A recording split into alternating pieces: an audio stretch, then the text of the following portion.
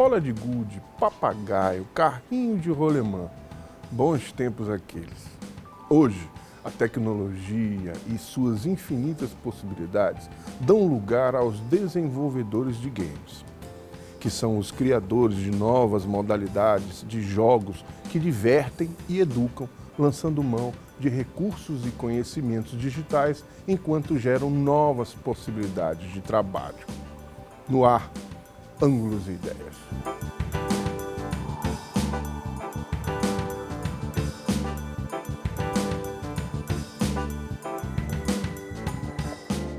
Cássio, muito obrigado pela presença. Janine, muito obrigado pela presença. É um prazer ter vocês aqui. Eu queria que a gente começasse falando sobre o mundo de games. O mundo de games hoje movimenta bilhões e bilhões de dólares. Às vezes, algumas pesquisas apontam até que o valor é maior do que o mundo da música. Eu queria que vocês falassem um pouco sobre isso. O mercado de jogos, ele não é relativamente novo, ele já tem bastante tempo. Basicamente, desde que os computadores foram criados, as pessoas pensam em formas de entreter utilizando essas máquinas. Então, os primeiros jogos foi o Pong, que tinha apenas aqueles dois objetos batendo uma bola. E daí para frente sempre foi criada uma indústria que foi evoluindo desde então. Isso nos anos 70, Isso, né? desde os anos 70 tem os primeiros jogos sendo desenvolvidos até chegar no momento atual. Só que a humanidade já joga há séculos, então o xadrez é um jogo, em jogos analógicos. A partir do computador foi criado os jogos digitais e começou a criar essa indústria que tem hoje. Hoje em dia é um mercado, como você falou, bilionário, então no mundo inteiro movimenta cerca de, eu não lembro exatamente, mas cerca de 200 bilhões de dólares. É mais do que a música e o cinema somados. E é um mercado que está em crescimento independente da crise. Então, o mundo passou por crises recentemente e o mercado continua crescendo 10%.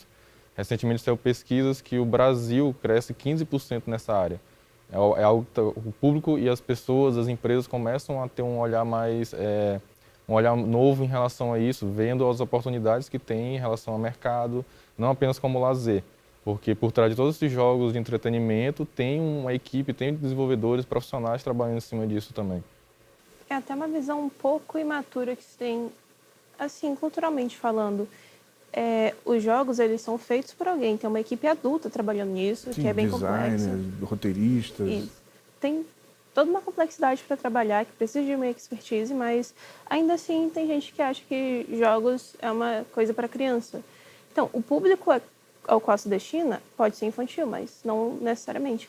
E o Brasil, ele é um dos, me corrija se eu estiver errada, mas ele é um dos maiores consumidores de jogos no mundo.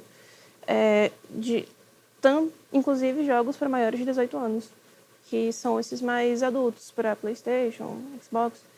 É um mercado para um público adulto e que é bem explorado aqui. A questão é só na parte do desenvolvimento, que ainda o Brasil está bem atrás. Então, o consumidor Brasil é o 13º maior do mundo, isso é muita coisa. Então, só que com o desenvolvimento, o Brasil é um dos últimos. A diferença é muito grande entre consumo e desenvolvimento, porque tem poucas empresas, apesar de ter um crescimento muito grande nos últimos anos, saiu o censo da indústria de jogos em novembro de 2018 agora, que aponta que teve um crescimento de 40% no número de empresas, de pessoas trabalhando na área. Só que ainda assim ainda está bem atrás em relação a outras potências da área que estão desenvolvendo no mundo todo. Imagina, roteirizar um jogo, ou seja, trabalhar trilhas dos jogos, ou seja, é um mercado muito potente, muito... Tem jogos que tem praticamente um filme passando por trás e você está tendo a experiência de ver isso, interagindo com ele. Para desenvolver um jogo tem profissionais de diversas áreas, então, por exemplo, ela é designer, eu sou programador, mas fora isso tem a parte do modelador 3D, tem músicos para fazer a parte de trilha sonora, de efeitos sonoros, roteiristas para criar toda aquela história, um enredo, que se o jogo não engajar e não tiver uma história que te mantenha atraído, não vai vender, não vai atrair o público. Apesar de que tem alguns que são casuais também, que é aquele que você joga rapidinho aqui, numa fila, alguma coisa e pronto, você se divertiu por um curto espaço de tempo e joga daqui a um tempo de novo. Então tem vários tipos de jogos, mas cada um deles tem uma gama muito grande de profissionais trabalhando por trás. A maioria deles são profissionais que já estão nessa chamada... são profissionais do século XXI, digamos assim, que foram profissões que até alguns anos atrás não existiam. Foram criados recentemente e a área de jogos consegue englobar todos esses profissionais, essas profissões mais novas no seu desenvolvimento. Outra coisa é que os jogos eles estão começando a ser explorados para áreas novas. É o caso dos jogos sérios, que eles são usados para questões educativas, para auxílio em sala de aula. E tem alguns jogos que é o que a gente está chamando de gamificação, que são, por exemplo, para auxiliar em treinamento de empresas, que é um jeito de ensinar umas coisas novas, mas com a pessoa jogando, se distraindo e aprendendo ao mesmo tempo. Isso é muito interessante, né? As empresas no Brasil estão, é como você falou, né? Acho que o hiato está no desenvolvimento. Ou seja, o mercado existe, mas não existe os desenvolvedores. Tu acha, Cássio, que isso pode ser revertido em quanto tempo? Como eu posso dizer, pode demorar um pouco, mas o maior problema já foi um pouco transpassado, que era a questão da visão do mercado em relação a esse mercado, a essa indústria. Porque muitas empresas não enxergavam os jogos como poderiam ser utilizados neles. Como ela falou, a questão da gamificação é um exemplo de utilizar elementos dos jogos para substituir algumas coisas que você vai engajar os seus funcionários, vai aplicar um jogo para fazer um treinamento, para educar. Tem jogos que você vai ensinar, então o público, por exemplo, crianças hoje em dia já estão na era digital desde Completamente. cedo. Então, você tem que entrar passar esse conhecimento para elas com um modelo mais moderno, com alguma coisa mais digital. Então, modos tradicionais às vezes não conseguem atrair atenção ou passar o conhecimento, fixar o conhecimento para esse público. Que é crianças, adolescentes, por exemplo, eles se interessam muito mais por coisas digitais. Então, pode ser que algumas delas, o livro ou os meios mais tradicionais sozinhos não atuem. Não é para substituir. Os jogos, eles não substituem a educação. Eles são um apoio, são uma ferramenta a mais para poder engajar e gerar interesse e poder fixar melhor o conhecimento dessas pessoas. Eu acho muito interessante esse complemento, né, Janine? Teve uma época que a gente dava aula, era como uma aula, uma oficina, na verdade, para crianças sobre desenvolvimento de jogos, crianças e adolescentes. E foi um projeto que teve, e assim, era muito... Elas se interessavam bastante. Podiam ser algumas coisas que elas nunca tinham visto.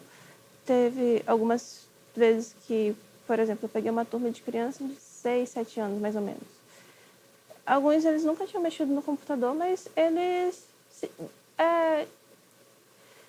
desenvolveram, sabe? Eles pegaram e eles começaram a fuçar e a fazer ilustração e eu botei o desafio de fazer um personagem que era um porquinho e teve um menino que ele só saiu depois que ele fez o porquinho dele. E, assim, tecnologia é uma coisa que acaba chamando a atenção do público mais novo. E quanto mais estimula, assim, não só, você pode aprender jogando, sim, isso é fato. Formas mais dinâmicas de ensinar, elas funcionam melhor. Mas botar as pessoas mais novas para ter um contato com o desenvolvimento também, com o sentir que elas podem fazer, é muito interessante e é muito estimulante para elas, tanto para a criatividade quanto para outras formas de raciocínio. É legal. Teve um evento, você está citando Luminar, que era uma caravana que tinha do governo do estado, que a gente ensina jogos para crianças e adolescentes no ensino médio. Só que além disso, a AMA Games, que é a associação, ela faz ações durante o ano, que a gente chama de Game Jams, que são se reunir por 48 horas para desenvolver um jogo. Então muita gente que não tem conhecimento nenhum, nunca desenvolveu um jogo, vai para esse evento, a gente monta as equipes dinâmicas com quem tem experiência, mesclando com quem está começando, para fazer com que o objetivo final, todas as equipes tenham um jogo no final para apresentar. Então, muito bom. Teve no começo do ano a Global Game Jam, que é a maior. Ela acontece em mais de 111 países. São 50 mil pessoas simultaneamente desenvolvendo jogos. Então, durante o evento, a gente tem um canal de comunicação e lá tem as fotos de pessoas de todos os países do mundo, religiões, culturas diferentes, todos trabalhando para desenvolver jogos nesse período de 48 horas. A gente recebe um tema na sexta-feira e no domingo à tarde todo mundo apresenta o que conseguiu desenvolver. Legal. Então, é para desmistificar um pouco essa ideia de que você precisa ser um programador, que é o que mais as pessoas acham para fazer um jogo. Não, tem uma gama de profissionais muito grande por trás, inclusive administradores para poder gerenciar esse tempo, gerenciar o projeto, a equipe. E E essa é a parte mais, quando você faz algo tão, um curto espaço de tempo, é a parte crucial, é você gerenciar esse tempo da melhor maneira possível. E a gente sempre consegue, todas as equipes até hoje a gente consegue fazer com que todos trabalhem em conjunto e consigam entregar um produto no final, o que a gente chama de protótipo, né?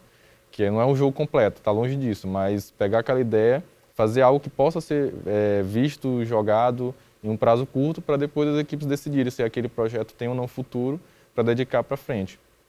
Então a gente realizou isso no começo do ano, a Global Game Jam. Vai ter um em agosto, que é a Game Jam Plus, que a gente também realiza, esse nacional. E o vencedor dessa competição tem passagem pago pela organização nacional para ir disputar a final no Rio de Janeiro. Ano passado foi a minha equipe, foi vencedora, a gente foi para o Rio de Janeiro representar o estado.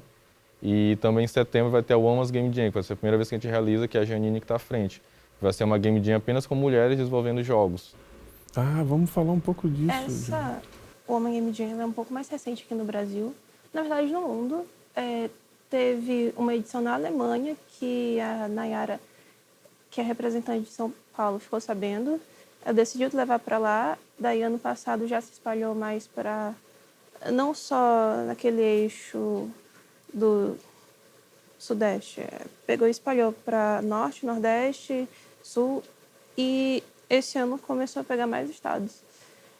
A Woman Game Jam, ela é um evento Game Jam normal, 48 horas para fazer um jogo de acordo com o tema, mas é focado para o público feminino.